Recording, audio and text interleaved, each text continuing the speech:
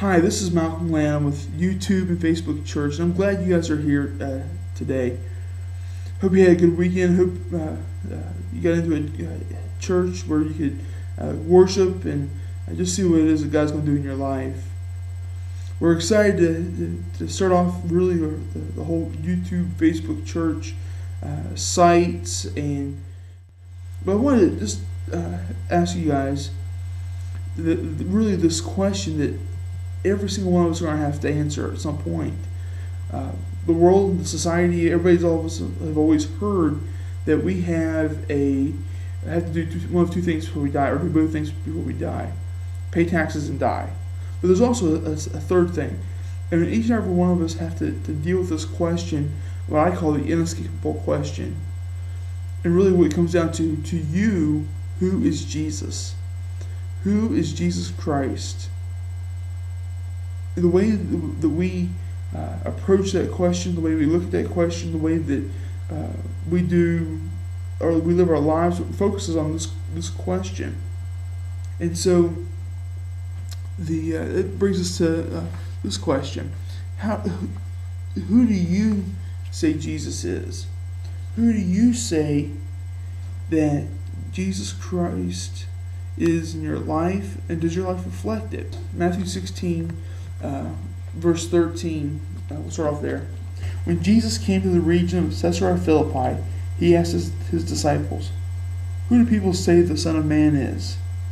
They replied, "Some say John the Baptist, others say Elijah, and so others Jeremiah or one of the prophets." "But what about you?" he asked. "Who do you say that I am?" Back in the day, yet the disciples showed they really didn't have a clue who Jesus really was at that point. Here at this time, John the Baptist had been beheaded by Herod, and some people thought he may have been John that was raised from the dead. And even some thought that Jesus was Elijah, and they saw him as a forerunner to the Messiah coming. Didn't really understand that he was the Messiah. And only in Matthew does it mention Jeremiah, the largest of the major prophets. In today's society, we have a ton of differing opinions of who Jesus is or who he was. Of course, if you're an atheist, you believe that Jesus was not a God at all, and some even doubt that he even existed at all. Then you have the agnostics that have no opinion at all who Jesus is. Jesus may be God, he may be a normal man, or maybe he may even be an alien.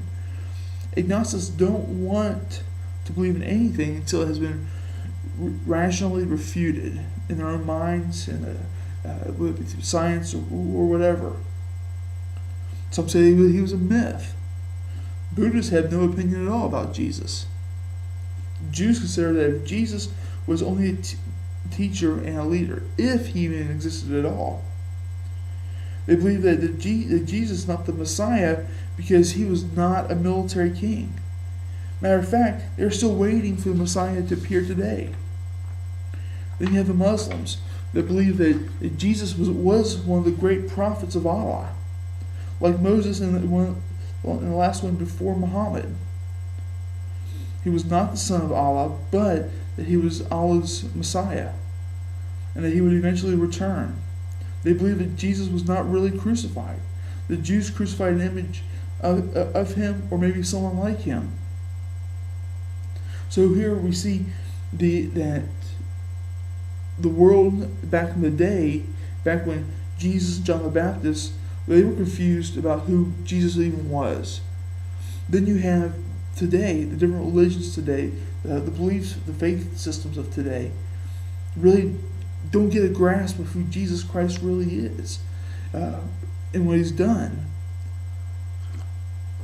Now let's look at Peter's response back to Jesus in verse 16. It says, Simon Peter answered, "You are the Christ, the Son of the living God."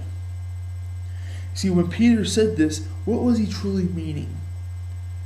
Is this just a typical Bible answer, the typical church answer? That Jesus, you are the Christ, the Son of the living God. And as most of you know, Peter was a self-appointed spokesman for the group. And he always had a way, like I do a lot of times, putting my foot in my mouth. Peter was the same way. And many times he would say just stuff off the cuff and get himself in trouble. And here the Peter expressing the views of the other apostles with his typical forwardness, he answered the question that Jesus gave to them. He said, "You are the Christ, the Son of the living God." So when Peter said that you are the Christ, what was he saying? He's saying, Jesus, you are the Messiah, the King, the Anointed One, the Savior. It was told for thousands of years before Jesus was ever born that he was the Anointed One to be the Savior of all men. The Savior of the entire world, not just those that grew up in the church or for special groups of people or Republicans or Democrats or for the priests, the pastors, the young, the old, but also for those that don't realize that they need a Savior. See, what we in the church today forget about is that he came for the homosexual as much as he came for the deacon and the elders of the church. He came for the war veteran and the war heroes coming home from war as much as he came for the drunks and the drug addicts. You see, he came for those that practice witchcraft more than he even came for the Sunday school teacher. He came for the teenager that is pregnant and as much as he came for the virgin. See, this is what he meant with that one verse, and he came for you and I both so that we can have a way to get to heaven. That's what Peter was saying. He's saying that you came for me, you came for us, you came so that we could have life, have it abundantly, we could have real life. And what did Jesus respond to him? What did Jesus say? In verse 17 it says, "Blessed are you, Simon, son of Jonah," or Peter, "for this was not revealed to you by man, but by my Father in heaven." He's saying, you got it. You've got it. For once, you didn't put your foot in your mouth, and you got it, Peter. And here, Jesus agreed with him. And when he blessed Peter and told him that what he just said was truly from God and could not have come from any man.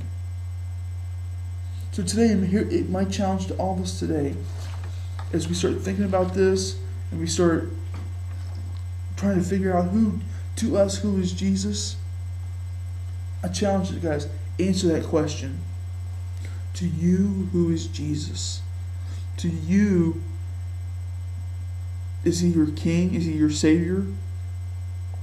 Do we act like it? Are we telling others about him? I don't know.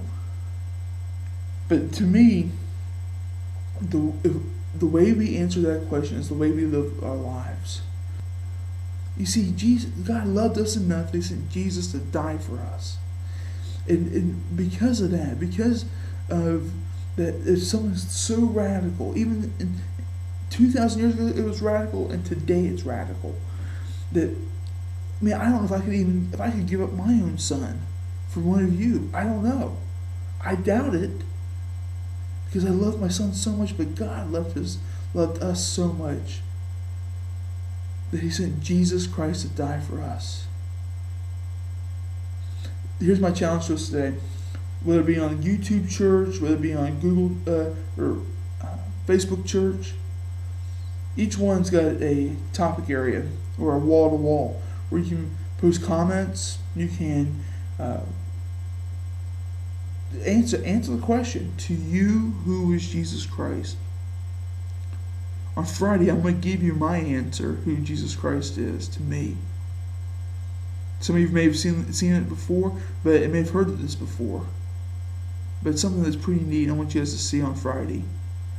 And we'll keep building up to it. But answer that question. Answer on one of the boards. Answer the question, to you, who is Jesus? Thanks for joining, and we'll see you guys tomorrow. Bye.